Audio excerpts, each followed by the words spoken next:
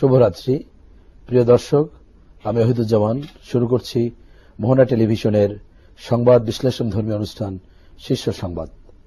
আজকে আমাদের অনুষ্ঠানে দুইজন বিশিষ্ট অতিথি রয়েছেন, আমরা তাদের সাথে পরিচিত হই। আমার ডান দিক থেকে যথাক্রমে রয়েছেন ডক্টর মঞ্জুর চৌধুরী, রাজনীতি বিশ্লেষক। এরপর রয়েছেন দেশের বিশিষ্ট চিকিৎসক, বঙ্গবন্ধু শেখ মুজিব মেডিকেল বিশ্ববিদ্যালয়ের প্রফেসর ডাক্তার মোহাম্মদ শহীদুল্লাহ শিকদার। আমরা অনুষ্ঠানের শুরুতে মোহনা টেলিভিশনে সর্বশেষ প্রচারিত সংবাদের শিরোনামগুলো দেখে আসি।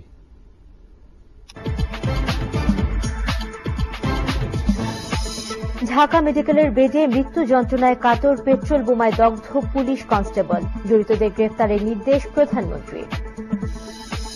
পালিত হল খ্রিস্টানদের সবচেয়ে বড় উৎসব বড়দিন, অসাম্প্রদায়িক দেশ গঠনে সবাইকে ঐক্যবদ্ধভাবে কাজ করার আহ্বান রাষ্ট্রপতির।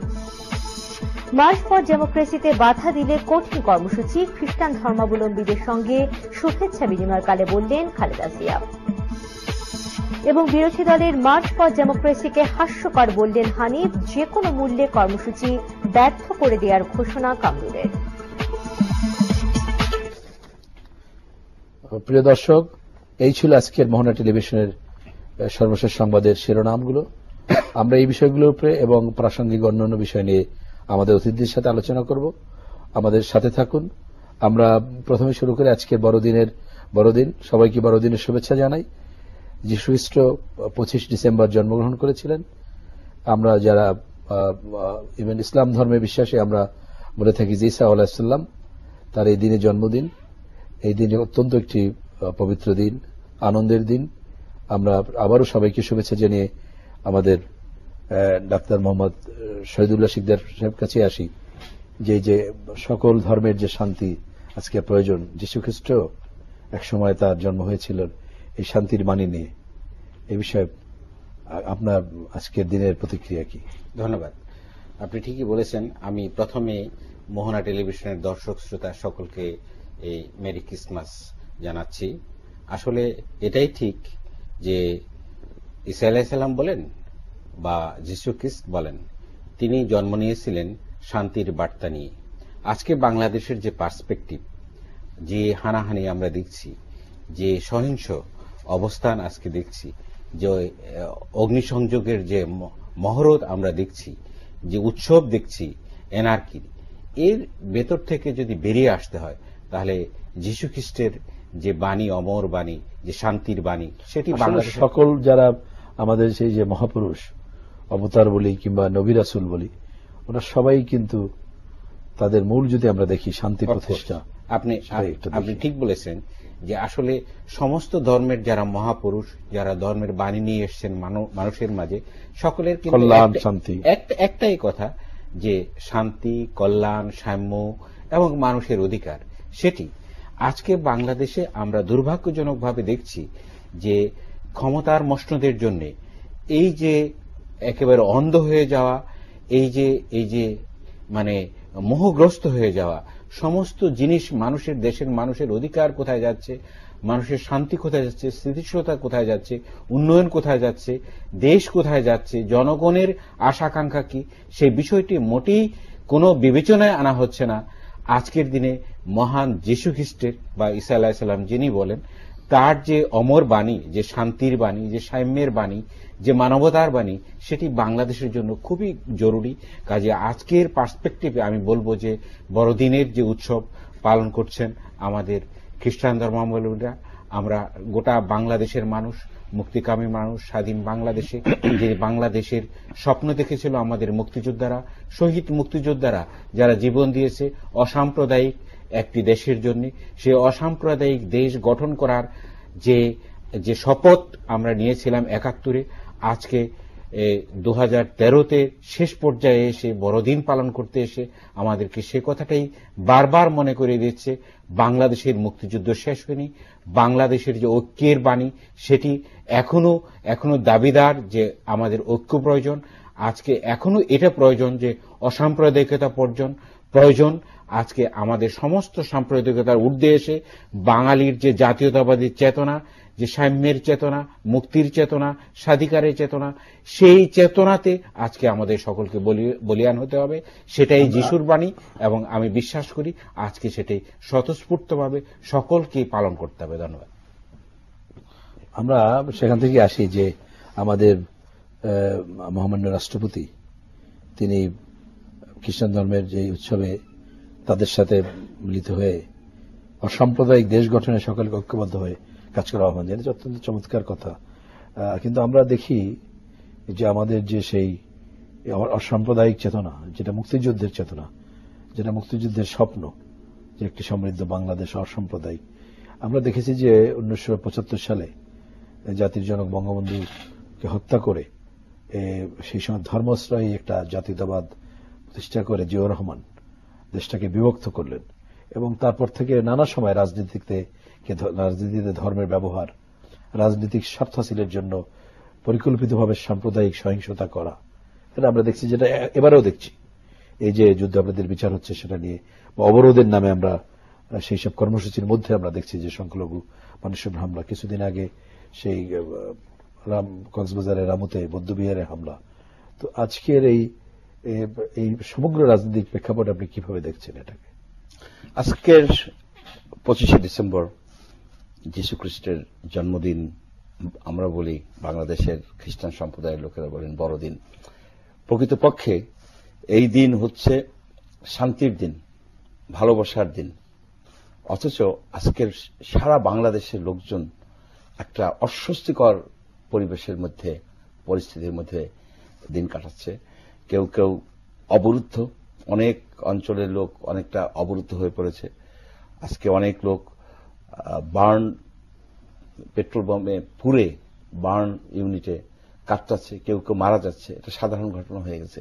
এটা অত্যন্ত একটা কন্ট্রাস্টিং যে যীশু খ্রিস্টের, আমার মনে হয় এমনকি এরা আহ্বান জানিয়েছিলেন যে কর্মসূচি এই সপ্তাহে না দেওয়ার, তাও আমরা দেখলাম যে একেবারে আগের দিন গতকাল পর্যন্ত অবরোধের কর্মসূচি ছিল একটা, এবং গত রাতেও সহিংসতা হয়েছে। গত রাতেও সহিংসতা হয়েছে, যে প্রকৃতপক্ষে গত রাতে বাংলা মোটরে একজন পুলিশের গাড়িতে আগুন ধরিয়ে দেওয়া হয়েছে। অর্থাৎ জাতি হিংসার দিকে চলে গিয়েছে। এখানে যে আপনি প্রথমেই প্রশ্নটা করলেন যে কেন এটা হলো, যে ডক্টর শহীদুল্লাহ সিকদার সাহেব সুন্দরভাবে বলেছেন যে মুক্তিযোদ্ধারা যুদ্ধ করেছিল একটা অসাম্প্রদায়িক, একটা সেকুলার, ধর্মনিরপেক্ষ একটা জাতি রাষ্ট্র গঠন করার জন্য। আমরা এগিয়েও গিয়েছিলাম, কিন্তু কেন পিছিয়ে আসলাম? ওই যে বঙ্গবন্ধুর মৃত্যুর পরে যে অপরাজনীতির সূচনা হয়েছে, সেই অপরাজনীতি হচ্ছে ক্ষমতায় থাকতে হবে যেভাবেই হোক। এখানে এই যে আপনার একটা গ্রুপ, যে জামাত বলেন বা ধর্মশ্রায়ী যে গ্রুপটা, তাদের ভোট ব্যাংক আছে, কিন্তু তারা অনেকটা সংগঠিত এবং তাদের পক্ষে বিদেশি অনেক শক্তি আছে যারা তাদেরকে সহায়তা করে। এই ভোট ব্যাংকের আশায় এই সব রাজনৈতিক দল তাদেরকে কাছে টেনে নেয়। আপনি দেখেন যে বিএনপি কেন এই জামাতকে তাদের সহযোগী মনে করে, কারণ জামাতের সামান্য হলেও 4% হলেও তার একটা ভোট ব্যাংক আছে নিশ্চিত পরিমাণ। ঠিক তদরূপ বলা যায় যে আওয়ামী লীগ কেন এই হোসেন মোহাম্মদ এরশাদকে নিয়ে এত টানা হেঁচড়া করে, তার কারণ হোসেন মোহাম্মদ এরশাদেরও 7% ভোট আছে। অথচ আপনি কি হোসেন মোহাম্মদ এরশাদকে বলবেন যে সে ধর্ম নিরপেক্ষ রাষ্ট্র প্রতিষ্ঠা করতে চেয়েছে? সে আমাদের সংবিধানের মধ্যে এটা ঢুকিয়ে দিয়েছে যে রাষ্ট্র ধর্ম ইসলাম, এবং আওয়ামী লীগ এবার পাওয়ারে এসে, দুঃখিত। প্রিয় দর্শক, ভাইয়া আমি সৌদি আরব থেকে ধন্যবাদ। আপনার প্রশ্নটি করুন। জি ভাইয়া, আমার প্রশ্ন আমাদের বিরোধী দল আমাদের বাংলাদেশে অবরোধ দিয়ে জামাত ইসলামী অপরাধীদেরকে দিয়ে অনেক মানুষ হত্যা করা হয়েছে এবং পুলিশ আমাদের রাষ্ট্রের বিরুদ্ধে হত্যা করা হয়েছে। উনি এত কিছু করার পরে তো কালকে আজকে কয়েকবার বসতে উনি যে ওনার যে প্রোগ্রাম করার কথা ছিল 29 তারিখে, ওই প্রোগ্রামে নাকি সরকার বাধা দিলে উনি কঠোর কর্মসূচি দিবে। তো কঠোর কর্মসূচি কিন্তু আমাদের দেশের বিরুদ্ধে, জনগণের বিরুদ্ধে কি যুদ্ধ ঘোষণা করতে পাকিস্তানকে নিয়ে? ধন্যবাদ আপনাকে আমাদের সাথে থাকেন। দর্শকের এই প্রশ্নটা একটু যদি বলেন। দর্শক আমার মনে হয় যেটা বলতে চাচ্ছিলেন যে খালেদা যে একটা অবরোধের একটা road to march for democracy, গণতন্ত্রের জন্য অভিযাত্রা এটা করতে চেয়েছেন। অ্যাকচুয়ালি উনি বলেছেন যে সকল শ্রেণীর সকল পেশার লক্ষ লক্ষ লোক, এমনকি পাহাড় থেকে লোক, কোটি কোটি লোক, মানুষ, উনি বলতেছেন যে ওনার সেই বিএনপি অফিসের সামনে এসে উপস্থিত হওয়ার জন্য ওখানে ম্যাক্সিমাম লোক আছে 50,000 থেকে 60,000, কোটি কোটি লোক আছে। ওদের কোটি কোটি লোক এসে কি করবে? অ্যাকচুয়ালি উনি যে ফাঁদে ফেলে দিচ্ছেন ওখানে আপনার বক্তৃতাটা কিন্তু আপনার লক্ষ্য করতে হবে। উনি বলেন নাই আসার পরে কি করবে, এখানে কিন্তু উজ্জ্বল রেখেছেন এই লোকগুলি আসবে ঢাকায়, এসে কি করবে, তার তো একটা দাবি থাকবে যে আমরা এটা চাই বা কতদিন থাকবো বা কি। এখানে উনি একটা জিনিস উজ্জ্বল রেখে দিয়েছেন। সেকেন্ড জিনিস হচ্ছে যে উনি এই কয়েকদিন পর্যন্ত আমাদেরকে অবরোধ করে রেখেছেন, আমাদের ব্যবসা বাণিজ্য যা কিছু ছিল সব শেষ, এখন সরকারকে দিয়ে একটা অবরোধ করানোর কায়দায় ফেলে দিচ্ছে। অর্থাৎ সরকার যখনই বাধা দিতে যাবে যে লোকগুলিকে যাতে না আসে, যদি ধরেন হেফাজত করে সাথে নেয়, তো সরকার তো বাধা দিবেই। যখনই বাধা দিতে যাবে তখনই দেখা যাবে কি সরকার একটা অবরোধ করে বসে আছে। যে গতবার আরেকবার যখন আসতে গেছিল সরকার আপনার যে মাওয়া ঘাটে পেট্রোলের এই বন্ধ করছে, এখানে সেখানে বহু কিছু করছে যাতে কেউ না আসতে পারে। ঠিক উনার অবরোধ, উনি একদিন অবরোধ দিছে, এখন সরকারকে দিয়ে আরেকটা অবরোধ করানোর কায়দা করতেছে। এর রেজাল্ট হচ্ছে কি এই দুই দলের, শাসকের যে পার্টি আর এই বিরোধী দলের পার্টির মাঝে আমরা মানে পিষ্ট হয়ে যাচ্ছি। আমাদের মতো সাধারণ লোকেরা, জনগণ কতদিন আর এটা সহ্য করবে? ওনার ক্লিয়ার কাট বলা উচিত ছিল যে এই প্রোগ্রামে জিজ্ঞেস করা উচিত ছিল এরা সবাই আসবে। আপনি সাংবাদিকদের কোনো জিজ্ঞেস করার কর্মসূচি রাখেন না, এইখানেই তো পাঠ করেন। এখানে তো ওনারা হুকুম দিয়ে যাচ্ছেন, এখানে তো ওনারা হুকুম দিয়ে যাচ্ছেন এটা করতে হবে। ওই যে আরেকজন আছে আপনাদের ইমরান এইচ সরকার, উনিও বলেন যে আপনি 4:30 মিনিট এটা করবেন, 5:26 মিনিট এটা করবেন। এক একজন নেতা গজাচ্ছে, আমরা সব স্টুপিড, সব পাবলিক, আমাদেরকে যা বলবে তাই। উনি এসে তারপরে কি করবে? আর ওনার ওই জায়গায় কত লোক আসে, 50,000 লোক আসে, উনি সব লোক আসতে বলতেছে, ওখানে তো লোকজন নেশাকার হয়ে যাবে। যদি আসার সক্ষম লোক আসে তাহলে তো অ্যাটলিস্ট 10 কোটি লোক, আমাদের 10 কোটি লোক ন্যূনতম, বেশি শিশু ছাড়া নারী পুরুষ সবাই যাদের সক্ষম আছে সবাই যদি আসে তাহলে তো 12-13 কোটি লোকের। সেইখানে আসলে যেটা ডক্টর মঞ্জুর সাহেব বললেন যে হেফাজত শুধু তো না, আসলে সমস্যাটা তো অন্য জায়গায়। ওনার ডাকে কি সব 12-13 কোটি লোক চলে আসবে? না, 12-13 কোটি লোক আসার কোশ্চেনই উঠে না। কিন্তু বাস্তবতা হলো যে উনি যে ফাঁদে সরকারকে ফেলে দিতে চাচ্ছেন, সরকার যেন আরেকটা অবরোধের মতো কায়দা করে। প্রশ্ন আমাদের দর্শক করেছেন যে উনি যে হুমকার দিয়েছেন যে আগুন জ্বালিয়ে দেবেন জনগণকে, সেটা জিম্মি করা হয়েছে ওনার বক্তব্য না। যে উনি কালকের আমাদের ছিল ক্রিসমাস ইভ, এই ইভে ঠিক আগে সেখানে অবরোধের কর্মসূচিও ছিল না, সেখানে আমরা দেখলাম যে পুলিশের গাড়িতে আগুন জ্বালিয়ে দেওয়া হলো এবং ফলশ্রুতিতে একজন মারা গেল, অগ্নিদগ্ধ হলেন 2 জন পুলিশ কনস্টেবল। তারা গরিব মানুষ, ছোট চাকরি, পুলিশ কনস্টেবল মানে খুবই ছোট চাকরি, সারাদিন কষ্ট করে এবং তারা আমাদের এই সাধারণ মানুষের মধ্যেই পড়ে। আপনি ঠিকই বলেছেন। অ্যাকচুয়ালি যে কথাটা খুব গুরুত্বপূর্ণ, যে দর্শক বললেন যে মানুষের একটা প্রত্যাশা আছে, এটা সিটিং, মানে আমরা বলি যে একজন প্রাইম মিনিস্টার একজন ছায়া প্রধানমন্ত্রী, মানে ভবিষ্যতের প্রধানমন্ত্রী, বিরোধী দলের নেত্রী, রেসপন্সিবিলিটি কিন্তু অসম্ভব বেশি ওনাদের। তাদেরকে কিন্তু জাতিকে এই যে শ্বাসরুদ্ধকর পরিবেশটা গত 1-1.5 মাস যাবৎ চলছে, এই অবস্থা থেকে বের করে নিয়ে আসার দায়িত্ব কিন্তু ওনাদেরকে নিতে হবে। না নিলে মানুষ যাবেটা কোথায়? তখন মানুষ কিন্তু তার নিজের পথ খুঁজে বের করার চেষ্টা করবে। যেটা দর্শক বললেন যে আপনি দেখেন যে ক্রিসমাসকে সামনে রেখে উনি 29 তারিখ মার্চ টু ডেমোক্রেসি বলেছেন, তো খুব ভালো কথা। তার মানে হলো যে সামনে কয়েকদিন যাবৎ আর কোনো অবরোধের কর্মসূচি থাকার কথা নয়, হরতাল থাকবে না, এটাই কিন্তু স্বাভাবিক প্রত্যাশিত বিষয়। সবাই ভাবছিল যে এই কয়েকদিন তো শান্তিতে থাকা যাবে, শান্তিতে থাকা যাবে। উপরন্তু আপনি আরেকটা বিষয় বললেন যে ক্রিসমাস আছে, আজকে ক্রিসমাস, সুতরাং সবাই সাধারণভাবে আশা করেছে যে আমরা সম্ভবত এই কয়টা দিন অন্তত পক্ষে একটু শান্তিতে থাকতে পারবো। কিন্তু রাত্রে 12টার সময়, সন্ধ্যা 6টা পর্যন্ত ছিল কিন্তু অবরোধ। সন্ধ্যা 6টার পরে রাত্রে 12টার বাজার আগে থেকেই কিন্তু বাংলা মোটরে একটি পেট্রোল বোমা পুলিশের গাড়িতে ছুড়ে দিয়ে একজন কনস্টেবলকে হত্যা করা হয়েছে। কাকে করা হয়েছে? একজন সাধারণ মানুষকে। একজন কনস্টেবল খুবই ছোট একটি চাকরি করে, আপনি যদি এরকম নিরীহ মানুষকে মারেন, আপনি দেখেন যে কারা কারা মরছে একজন ট্রাকের ড্রাইভার, হেল্পার, বাসের যাত্রী, বাসের হেল্পার, খুব নিরীহ একটা ছেলে বাসে ঘুমিয়েছিল, লেগুনার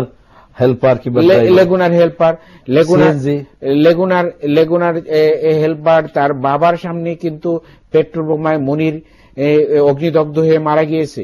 এটা অত্যন্ত হৃদয় বিদারক। আপনি দেখেন, আমরা ফাঁসি দেই কাকে? ফাঁসি দেই যে অপরাধী একজন মানুষকে, কারণ মানুষ অপরাধ করতে পারে। একজন একটি নিরীহ পশু কি অপরাধ করে? একটা গাছ কি কোনো অপরাধ করে? 60টি গরুকে আপনি মেরে ফেললেন, গরুর কি অপরাধ ছিল আপনি বলেন? সে তো প্রাণ আছে। এই যে হাজার হাজার গাছ কেটে ফেলা হচ্ছে, তাদের কিন্তু জীবন আছে গাছের। আপনি বিজ্ঞানের 40,000 আপনি জানেন গাছ কেটে ফেলা হচ্ছে। এই যে গাছ কেটে ফেলা হচ্ছে, পশুকে অগ্নিদগ্ধ করে মেরে ফেলা হচ্ছে, নিরীহ পথচারীকে অগ্নিদগ্ধ করে মেরে ফেলা হচ্ছে, কে জবাব? কিসের জন্য করা?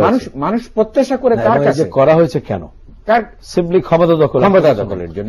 এখানে কোনো সমাজ পরিবর্তন আছে মৌলিক? এই যে ক্ষমতাতে মানে মনে করেন আওয়ামী লীগ আছে, বিএনপি আসবে, বা বিএনপি আছে আওয়ামী লীগ আসবে, তাতে আমাদের সমাজ কাঠামোর মৌলিক কি কোনো পরিবর্তন? ধন্যবাদ।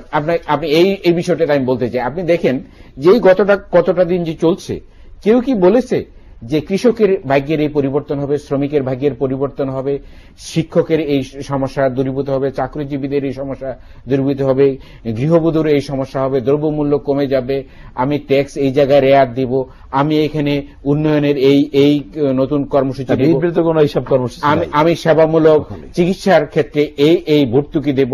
যেটা আপনি দেখেন যে আমেরিকাতে ওবামার যে চিকিৎসার বিষয়টিতে রাষ্ট্রীয় ভর্তুকি দেওয়ার ব্যাপারে কিন্তু তাদের কংগ্রেস সেখানে অপোজ করার পরে আলটিমেটলি সেখানে একটা আপসসভা হয়েছে। কিন্তু বাংলাদেশে এরকম কোন কল্যাণমূলক কর্মের জন্য কিন্তু এনআরকি তৈরি করা নেই, অ্যাবসলিউটলি ক্ষমতা দখলের জন্য হচ্ছে, যেটি খুবই অপ্রত্যাশিত। এবং দেখেন মহাজোটের বলেন আওয়ামী লীগের একটা ইশতেহার ছিল, এবারও তারা একটা ইশতেহার দেবেন বলে তারা করেছেন, শীঘ্রই বোধহয় একটা কর্মসূচি দেবেন। তো বিরোধী দল যে বলছে কোন কর্মসূচি তো নাই। না, বিরোধী দলের থেকে বড় কথা যে আপনি আজকে কোন রকম ইশতেহার ছাড়া 154 জন সংসদ সদস্য নির্বাচিত হয়ে গেছে, কোন রকম ইশতেহার নাই অলরেডি। কিন্তু প্রিয় দর্শক, আপনার পরিচয় দিয়ে প্রশ্নটি করুন। ওয়ালাইকুম আসসালাম। আমার নাম বাবু, বলছি মিরপুর থেকে। জি বলুন। আমার একটা কোশ্চেন খুব জানতে খুব ইচ্ছে করছে। 91-এ যখন স্বৈরাচার পতন ঘটালো, তখন বিএনপি আর আওয়ামী লীগ কাঁধে কাঁধ মিলে আন্দোলন করে একটা নির্বাচন করলো। হ্যাঁ, 3 জোটের উপরেখা দিয়ে নির্বাচন। তো সেই ফেয়ার নির্বাচনে কি আসছে? বিএনপি আসছে। সেখানে তো কোনো আনফেয়ারনেসের কিছু হয়নি। 96-এ যখন বিএনপি ইলেকশন করলো, তখন কিন্তু 90-তে যত সহজভাবে নির্বাচনটা হলো সমঝোতার মাধ্যমে, আন্দোলনের মাধ্যমে, 96-এ যখন নির্বাচনটা হলো, বিএনপিকে ঠিক দুইজন তো তখন খুব একই ছিল, দুই নেতৃত্বে আন্দোলন করেই তো স্বৈরাচার পতন ঘটালো। 96-এ বিএনপি যখন ক্ষমতা ছাড়ার কথা ছিল, তো সুন্দরভাবে ক্ষমতা ছাড়তে পারত। সেই জনতা মঞ্চ করে কেন এত আন্দোলন করতে হলো? তারপরে আওয়ামী লীগ ক্ষমতা আসলো। 2001-এ আওয়ামী লীগ যখন ক্ষমতায় ছাড়লো, 96-এর মধ্যে কিন্তু 2001-এ আওয়ামী লীগ ক্ষমতা কোনো কি বলে ঝামেলা করে নাই, তেমন একটা ঝামেলা ফেয়ারলি ক্ষমতা আসতে পারে। আপনি প্রশ্নটি করুন। আবার 2001-এ যখন বিএনপি ক্ষমতায় আসলো, 2006-এ পরিবর্তনের কথা বলতে যাচ্ছে, একই জিনিস কিন্তু রিপিটেশন করেছে। আমরা বুঝতে পেরেছি। 91 প্রিয় দর্শক, আমরা ধন্যবাদ, আমরা বুঝতে পেরেছি, আমাদের সাথে থাকুন। উনি যেটা বলতে চেয়েছেন হয়তো যে আওয়ামী লীগ যখন বিএনপি জিতলো, তখন তো নির্বিঘ্নে জিতলো, কিন্তু তারা ক্ষমতা ছাড়লো না, অনেক ঝামেলা করে জনতার মঞ্চ করে একটা নির্বাচন করে আওয়ামী লীগকে ক্ষমতা আসতে হলো। আবার আওয়ামী লীগ 2001-এ যখন নির্বাচন দিল, সুষ্ঠুভাবে ক্ষমতা ছেড়ে দিল, নির্বাচন হলো, বিএনপি ক্ষমতা আসলো। আবার 6-তে আবার বিএনপি এসে তারা ঝামেলা করলো, সহজে ছাড়লো না। সেটা বলতে চাচ্ছি। এখানে একটা জিনিস আপনি লক্ষ্য করবেন যে গত 23 বছরে প্রত্যেকটা নির্বাচনই কমপ্লিকেটেড হয়ে যাচ্ছে, মোর অ্যান্ড মোর কমপ্লিকেটেড হয়ে যাচ্ছে, এবং এই নির্বাচন যখন আসে তখন এই আন্দোলনটা একেবারে তুঙ্গে উঠে যায়। একটা স্টাডি আমি সেদিনকে দেখলাম একটা পত্রিকায়, যে কমপক্ষে 500 দিন, এই 23 বছরে 500 দিন হরতাল হয়েছে নেশন ওয়াইড। 500 দিন মানে প্রায় 2 বছর। আমাদের জীবন থেকে 2টা বছর কিন্তু চলে গেছে 23 বছর। এবং হরতাল হয় মেইনলি আপনার ওয়ার্ক ডেতে, উইকেন্ডে তো আর হরতাল হয় না, যা অতীতে যা দেখা ওয়ার্কিং আওয়ার নষ্ট হচ্ছে। আমরা কতদিন আর এটা সহ্য করব? জনগণের এখন একটা ডিসিশন নেওয়া উচিত যে একটা পার্মানেন্ট সলিউশন। তার জন্য আমি সবসময় বলতেছি যে পর্যায়ে আছে এভরিথিং ফ্রিজ করে দেওয়া উচিত। এই যে ইলেকশন যেভাবে আছে ফ্রিজ করে দেন, দিয়ে একটা ন্যাশনাল ডায়ালগ, সেই ডায়ালগ যে শুধু 2 পার্টির মধ্যে হতে হবে তা না, সকল সমাজের সকল অংশের লোক নিয়ে একটা ডায়ালগ শুরু করেন। সেই ডায়ালগের মাধ্যমে বেরিয়ে আসবে যে আগামী 30 বছর 40 বছর কিভাবে আমরা আমাদের সরকার সিলেক্ট করব। আর একটা জিনিস হলো, যদি সরকার সিলেক্ট করলেই তো হয় না, একবার সরকার আসার পরে দেখা যায় ইশতেহারে যা কিছু লেখা থাকুক না কেন ওটা তো মানে না। এবার একটা ভালো কাজ করছে, ইশতেহার দেয় নেই, এটাই ভালো। ইশতেহার তো আর ফলো করে না, কোন সরকারই ঠিক মতো ফলো করে না। ইশতেহার দিবে তার আগে আপনার মেজরিটি মনে করেন আনকনটেস্ট হয়েছে। এই যে ইলেকশন সম্বন্ধে বলতে গেলে বলা হয় যে আমাদের যে আমরা সরকারকে দোষ দিচ্ছি, পার্টলি তারা তো দায়ী, কিন্তু অবশ্যই বিরোধী দলের দায় আছে। আপনার যে ইলেকশন কমিশন এটা গ্রাজুয়ালি চোখের সামনে দেখলাম আজিজ কমিশন হয়ে গেল। মহিউদ্দিন খান আলমগীর সাহেব যে বললেন যে ওয়েবসাইটে ওই তথ্যগুলি দেওয়া যাবে না, বলার সাথে সাথে দেখা গেল কি ওই হলফনামা এখন আর আপনি দেখতে পারতেছেন না, নাই, ওটা আছে কিন্তু এটা কি আমরা যৌক্তিক মনে করি? আমরা যতদূর জানি, আপনারা হয়তো জানেন যে একটা হাইকোর্টে এরকম একটা তথ্য নিয়ে হয়েছিল। হাইকোর্টে তো আছে যে তথ্য দিতে হবে। আর সবচেয়ে হলো যে এই সরকারই, আমরা যারা ইশতেহার দিয়ে ক্ষমতায় এসেছিলেন তাদের প্রতিশ্রুতি ছিল, এবং প্রতিশ্রুতি অনুযায়ী তারা দুদক করেছে, দুর্নীতি দমন কমিশন, তার তথ্য কমিশন করেছে মানুষের তথ্য অধিকারকে নিশ্চিত করার জন্য। এবং এটা তো মানুষের তথ্য অধিকার যে আইন, সেই আইনে কি তাহলে এটা আইনের পরিপন্থী না? আইনের থেকে সবচেয়ে যে এটা একেবারে কমন সেন্সের কথা। একটা লোক ইলেকশনে আসছে, সে বলতেছে আমি তোমাদের কনস্টিটিউয়েন্সিতে এমপি হতে চাই, আমাকে ভোট দাও। অথচ সেই লোকটা বলতেছে যে আমার তথ্য, আমি কত টাকা ইনকাম করছি আমি তোমাকে বলবো না গত টার্মে। এটা টোটালি কন্ট্রাডিক্টরি। না, এটা তো শুড বি চ্যালেঞ্জ। এটা আপনি ঠিকই বলেছেন। এটা কিন্তু কোর্টে রিট করে সেটার একটা অধিকার, তথ্য অধিকার সম্পর্কে গভর্নমেন্ট কিন্তু এটা আপনি দেখবেন যে মোবাইল ফোনে মেসেজ দিয়ে দিয়েছে যে তথ্য অধিকার আইনে তথ্য জানার অধিকার সকলে। আমার তো তথ্য দিয়ে আছে। আপনি পাবলিক ফিগার এবং আপনি পলিটিশিয়ান মানে কি? আপনি এমপি হবেন, ইলেকশন মানে কি? দেশের শাসন ব্যবস্থায় আমাকে হেলথের কথা, এই বিষয়ে আপনাকে একটা এক্সাম্পল দিতে পারি। আমাদের একজন চিকিৎসক, তার এখানে কোন দিন কোন রোগী মারা গেছে, কি কারণে মারা গেছে, এই কথাটি সে এক্সপ্লেনেশন দেয় নাই বলে তাকে তথ্য অধিকার আইনে তাকে কোর্টে জবাবদিহি করতে হয়েছে যে কেন সে দেয়নি সেই জবাবটি। কাজে আজকে যে কথাটা উনি বললেন ডক্টর মঞ্জু সাহেব, আমি বলতে চাই যে এইখানে মহিউদ্দিন খান আলমগীর সাহেব তো ব্যক্তি, হি ইজ নো মোর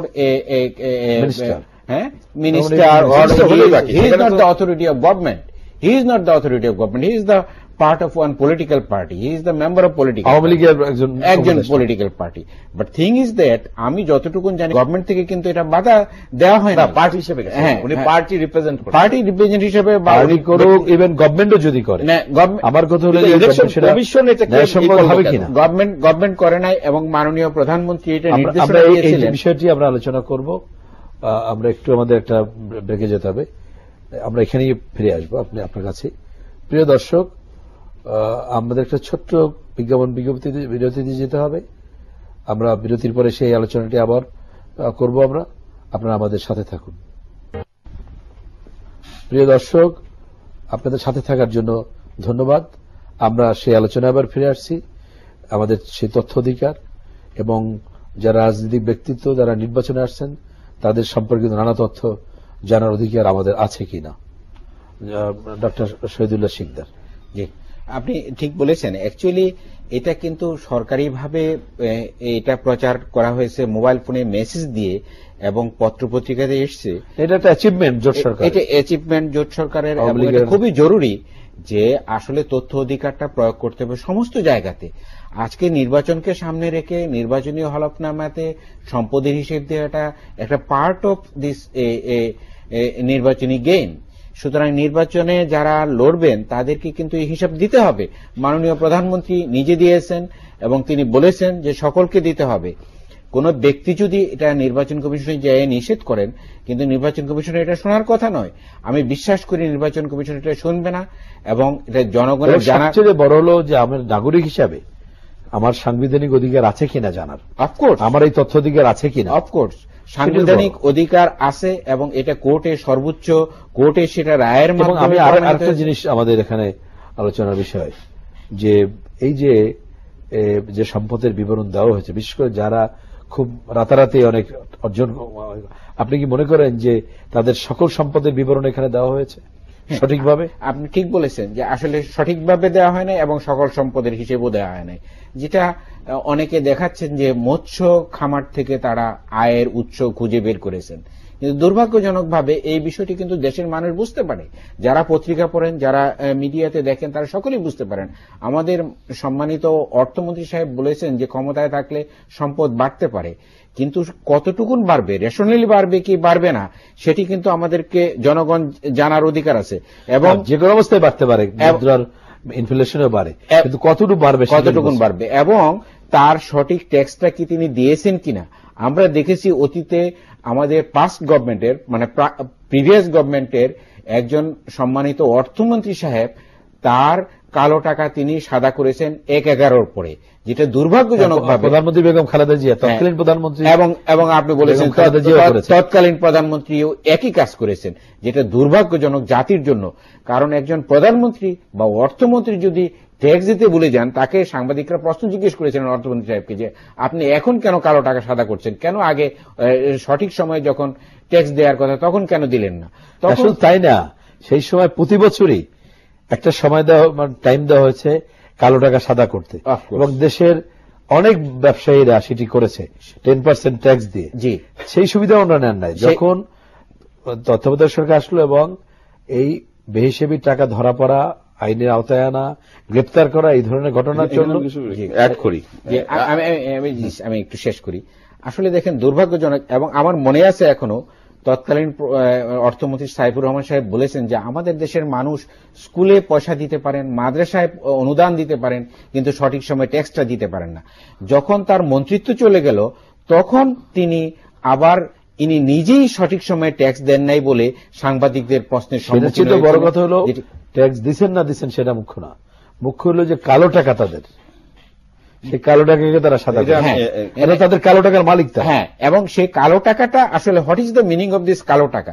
কালো টাকা যদি ব্যবসা করে কেউ ট্যাক্স না দেওয়ার কারণে কালো টাকা হয়, তাহলে কালো টাকার ধরন একটা, কালো টাকার কোয়ালিটি একটা। আর কেউ যদি ঘুষ হিসাবে পায়, চুরি করে পায়, অন্য জায়গা থেকে পায়, তবিল তসরুপ করে পায়, তাহলে সেই কালো টাকার কিন্তু গুণগত মান অন্য জিনিস। বুঝতে হবে দুটো জিনিস। আমরা ওনার কাছে শুনি যে কথাটা সেই সময় প্রত্যেকবারই, হয়তো এখনো হয়তো সেটা আছে, যে কালো টাকা যে সাদা করা হয় তার কিন্তু বলা হয় যে উৎস জানবে না, উৎস নির্ধারণ ছাড়া, উৎস উল্লেখ ছাড়াই কালো টাকা সাদা করতে পারবে, এভাবেও রেয়াত দেওয়া হয়েছে। না, এমনি এখানে হলো যে আপনার সাইফুর রহমান সাহেব প্রয়াত, ওনাকে নিয়ে আর বেশি বলি না, যে বর্তমানেও তো আপনার কালো টাকা সাদা করা যায় এবং করেছেন সবাই। এবং আপনি বলছেন অন টাইম ট্যাক্স দেয় না। আমাদের যে অর্থমন্ত্রী সাহেব উনি ট্যাক্স দিচ্ছেন তো গতকাল, এই থার্ড টাইম আপনার উনি অফিসিয়ালি কালকে 84,000 টাকা, কালকে না পরশু দিন ট্যাক্স। আমি তো বলিনি থার্ড টাইম সে এক্সটেন্ড করে উনি দিচ্ছেন। উনি আরেকটা কমেন্ট করছেন, যেটা উনি বলছেন যে সকল বর্বর সম্প্রদায়ের মধ্যে যারা গোত্র প্রধান তারা সম্পদের বেশি অধিকারী হয় যারা পাওয়ারে থাকে। এটা একটা বারবারিক কমেন্ট। আমরা কি সেই গোত্র প্রধানদের যুগে আছি নাকি?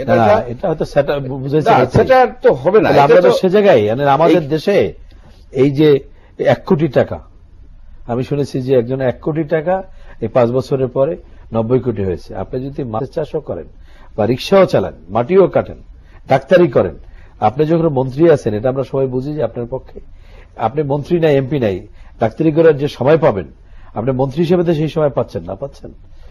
মাছ চাষ করেন, সেই সময় কি আপনার আছে গিয়ে মাছ চাষ করেন? শুনেন, আমি মন্ত্রী হওয়ার পর আপনার মাছ চাষ বেড়ে গেল। মাছ চাষে আমি একটু পয়েন্টটা বলে নিই। মাছ চাষের, আমি একটা ফিশারিজের এক্সপার্ট, তার সাথে ফোনে আলাপ হলো। ম্যাক্সিমাম গড়পড়তা হয় আপনার যে কালচার ফিশারিজে 25,000 টাকা প্রতি বিঘায়। এখন যদি কেউ বলে যে আমি 8 কোটি টাকা প্রফিট করছি, সে কোন ধরনের মাছ চাষ করে? আমার মনে হয় যে এই পুকুরে ইলিশ চাষ ছাড়া এই ধরনের লাভজনক কিছু না। তাও একজন মন্ত্রী বা একজন এমপি এবং রাজনীতিবিদ, সে তো রাজনীতি নিয়েই ব্যস্ত আছে। এমনি একজন সাধারণ, আপনি যখন ক্ষমতা আসেন নাই তখন তো আপনার সময় পাচ্ছেন মাছ চাষ করার, তো ক্ষমতা আসার পর আপনি মন্ত্রী, আপনি কোন সময় রুগী দেখলেন? না, রুগী দেখলেন কখন? আপনি আগে ছিল 1 কোটি টাকার, এখন যদি আপনি রোগী দেখতে সময় না পাইও 90 কোটি টাকার মালিক হয়ে যান। এই জায়গায় জিনিসটা যেখানে প্রবলেমটা হচ্ছে কি, ইলেকশন কমিশনকে এই যে এইসব ক্যান্ডিডেটরা এরা কোনো গুরুত্বই দেয় নাই, এবং গুরুত্ব না দেওয়াটাই। এবং আমরা দেখছি যে 20,000 কোটি টাকা, আমরা দেখছি যে জোট সরকার আমলে 20,000 কোটি টাকা বিদ্যুতে খরচ হলো, 20,000 কোটি টাকা, 1 মেগাওয়াটও বিদ্যুৎ উৎপাদন হয় নাই। ওইটাই তো মাস্টার। আপনারা কি 5 বছরে একটা জোট সরকারের আমলের একটা মন্ত্রী কিংবা এমপির নামে কোনো একটা দুর্নীতির কেস ইনিশিয়েট করতে পারছেন কিনা? যদি না পেরে থাকেন তাহলে এই অভিযোগটা ভ্যালিড না। একটা কেস বা একটা মন্ত্রী, আমি একটু বলি, একটা মন্ত্রী কি এই পর্যন্ত আপনি ই করতে পারছেন? সরকারের লোকরা আসতে উত্তর দিতে পারতেন, সরকারের লোকরা আসতে উত্তর দিতে পারতেন। তবে আমরা যেটা পেপার পত্রিকায় দেখি, সে মামলা আছে, অনেকের বিরুদ্ধে মামলায় তো কোর্টে যায় না। খোদ বেগম খালেদা 5 বছর প্রধানমন্ত্রী ছিলেন, না প্রধানমন্ত্রী ছিলেন, অরফানেজ এতিমদের টাকা মেরে খেলেন, সে মামলা করে যায় না, হাইকোর্ট থেকে স্টে নেয়, এখানে আবার তারিখ হয়। ঠিক আছে,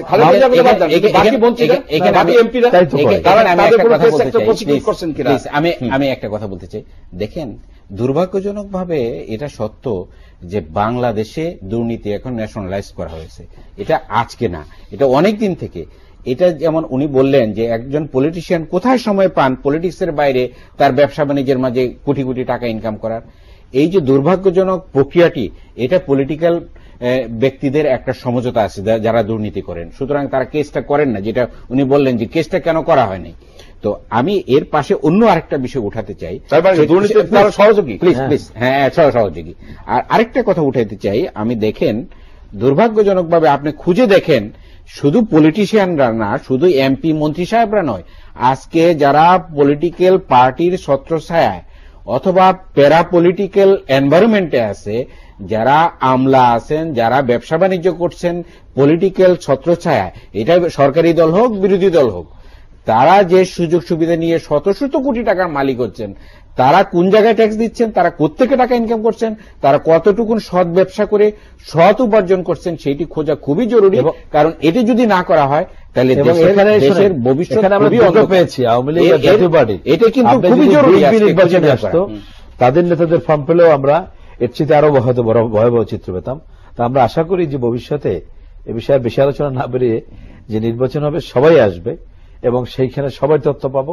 তবে নিশ্চয়ই আমরা অন্তত এই কথাটা বলতে পারি নাগরিক হিসাবে যে আমাদের তথ্য অধিকার আছে, এবং কোন নির্বাচন কমিশন হোক, সরকারের অন্য কোনো জায়গা হোক, অন্য বেসরকারি কোনো প্রতিষ্ঠান হোক, আমাদের সেই অধিকার থেকে যেন কেউ বঞ্চিত না করেন। আমরা আশা করব সবগুলো, বিশেষ করে পাবলিক ফিগার যারা পলিটিক্সে যারা আসবেন, রাষ্ট্র পরিচালনা যারা আসবেন, জনগণের যারা প্রতিনিধিত্ব করতে চাইবেন, তাদের অবশ্যই জবাবদিহি, তাদের ট্রান্সপারেন্ট হইতে হবে, সবকিছু তাদের জবাবদিহি হতে হবে তাদের সম্পর্কে। পাবলিক এসব ইনফরমেশন পার্সোনাল ইনফরমেশন না, ইটস পাবলিক ইনফরমেশন।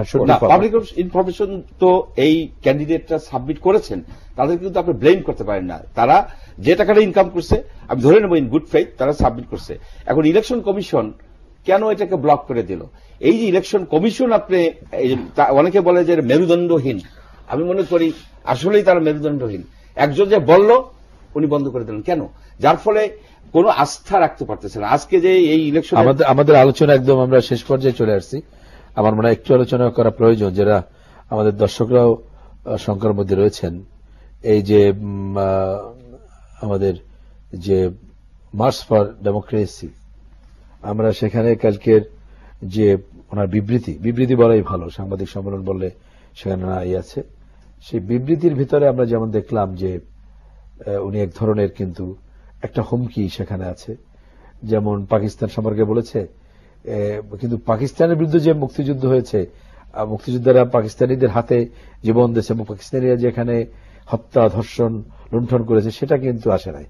তেমনি ভাবে যে এই যে হুমকার, যেটা দর্শকও বললেন, যে একটা হলো যে হুমকার দেওয়া যে মানুষের বিরুদ্ধে, তো সেই কারণে আমরা খুব, আমাদের একদমই সময় নাই, খুব সংক্ষিপ্তভাবে আমাদের আশঙ্কাটাকে আসলে শান্তিপূর্ণভাবে হবে না এটা হবে, আপনি বলেন, তারপর আপনি 30 সেকেন্ড আমি বলি যে এখানে উনি সরকারকে একটা ফাঁদে ফেলেছে, সরকার যেন আর একটা অবরোধের সৃষ্টি করে, এটা হচ্ছে ফার্স্ট কথা।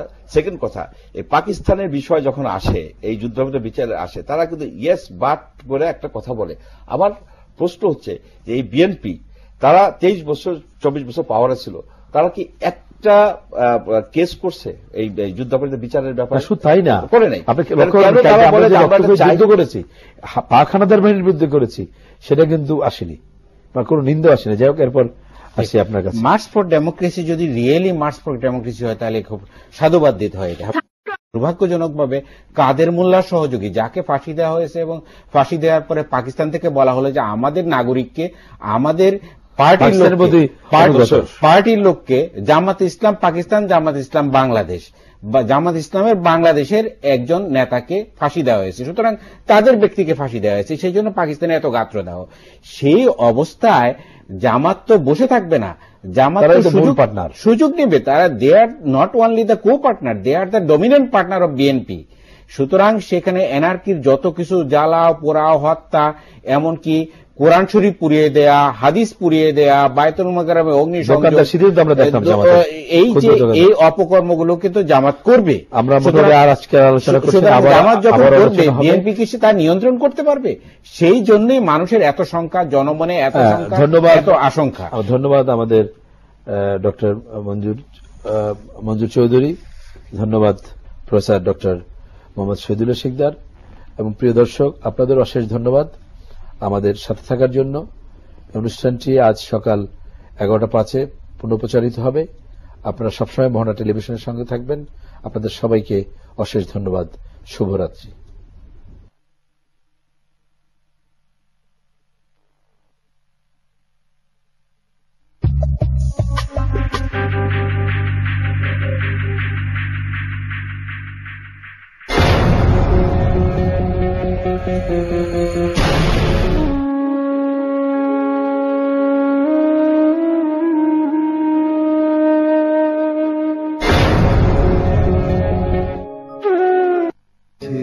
বাংলা কারোর গানে আনায় আছে জগৎ